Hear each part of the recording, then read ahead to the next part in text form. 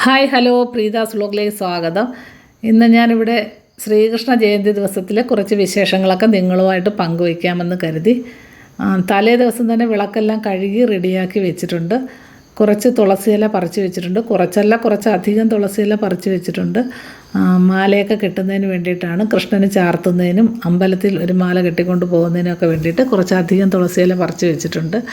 തലേ ദിവസം തന്നെ മാലയൊക്കെ കെട്ടി റെഡിയാക്കി വെച്ചിട്ടുണ്ട്. രാവിലെ എല്ലാത്തിനും കൂടെ സമയം കിട്ടത്തില്ല.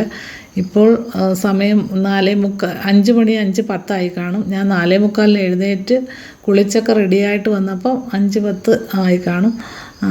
പുറത്തൊക്കെ നല്ല ഇരുട്ടാണ്, മഴയൊന്നും ഇല്ലായിരുന്നു. ഞാൻ മിക്കവാറും എല്ലാ ദിവസവും ഈ 5:10 വിളക്ക് കൊളുത്തും. 5 മണി 5:10 ഉള്ളിൽ വിളക്ക് കൊളുത്താൻ ശ്രമിക്കാറുണ്ട്.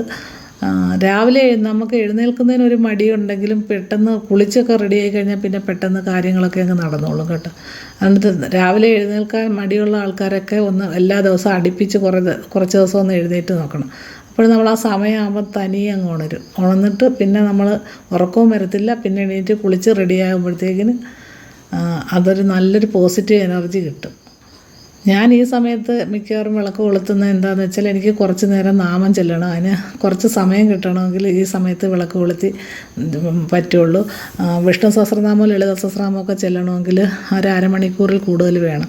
അപ്പോൾ ഈ 5 മണി 5:10 വിളക്ക് കൊളുത്തുകയാണെങ്കിൽ നമുക്ക് സമാധാനമായിട്ടിരുന്ന് നാമമൊക്കെ ചൊല്ലിയിട്ട് പിന്നെ ബ്രേക്ക്ഫാസ്റ്റ് ഉണ്ടാക്കാനായിട്ട് അടുക്കളയിലേക്ക് കയറിയാൽ മതി.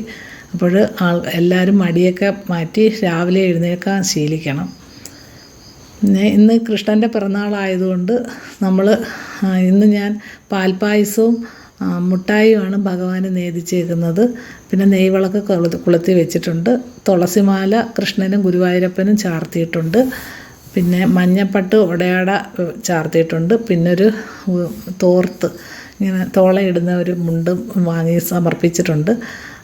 ഭഗവാന് ഇന്ന് പിറന്നാളായതുകൊണ്ട് നമ്മുടെ കുട്ടിക്ക് എന്തൊക്കെ നമ്മുടെ പിറന്നാളിന് നമ്മൾ വാങ്ങിക്കൊടുക്കുമോ അതേപോലെ വേണം ഭഗവാനും. അതിൽ കൂടുതൽ വാങ്ങിക്കൊടുക്കുന്നത് നല്ലതാണ്.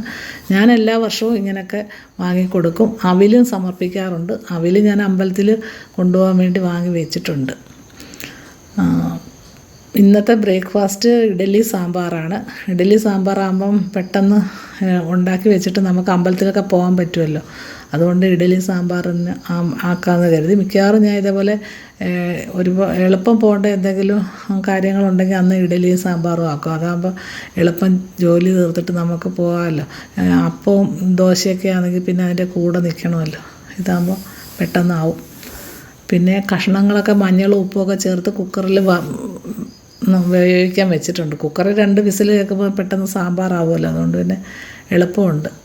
അത് ഉണ്ടാക്കി നമ്മൾ കാസറോളിൽ വെച്ചിട്ട് പോയാൽ പെട്ടെന്ന് വന്നു കഴിഞ്ഞാൽ പിന്നെ നമുക്ക് എളുപ്പമുണ്ടല്ലോ. അല്ലെങ്കിൽ പിന്നെ അതിൻ്റെ കൂടെ നിൽക്കണം. ഇന്നിപ്പോൾ അമ്പലത്തിലൊക്കെ പോകേണ്ടതുകൊണ്ട് ഞാൻ സാമ്പാറും ഇഡ്ഡലിയാക്കിയത്. സാമ്പാറൊക്കെ തിളച്ച് റെഡി ആയിട്ടുണ്ട്. ഇനി ഇതിന് കടുക് വറുക്കുന്ന ജോലിയേ ഉള്ളൂ കേട്ടോ.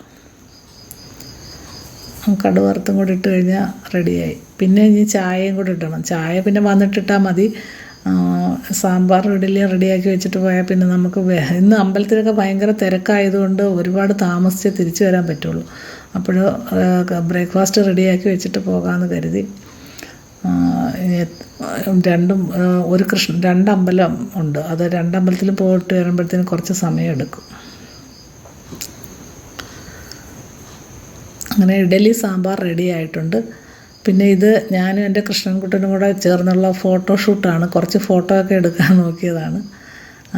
ഇനിയിപ്പോൾ സ്കൂട്ടിയിലങ്ങ് പോവുകയാണ്. ഇവിടെ നിന്ന് കുറച്ച് ദൂരമുണ്ട് അമ്പലത്തിലേക്ക് സ്കൂട്ടിയിൽ പോയിട്ട് പെട്ടെന്ന് വരാമല്ലോ. അന്നേരം പോയിട്ട് വരാമെന്ന് കരുതി പോവുകയാണ്.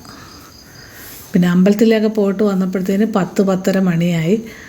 അപ്പോഴത്തേന് നന്നായിട്ട് വിശക്കുന്നുണ്ട്. അങ്ങനെ ഇഡ്ഡലി സാമ്പാറും ഒക്കെ തിന്നാനുള്ള ശ്രമത്തിലാണ്.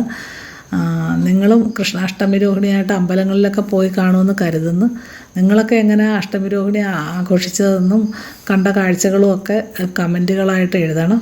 ഇവിടെ ഇനി വൈകിട്ട് ഘോഷയാത്രയുണ്ട്. അതിൻ്റെ വീഡിയോ പിന്നീട് ഇടാം.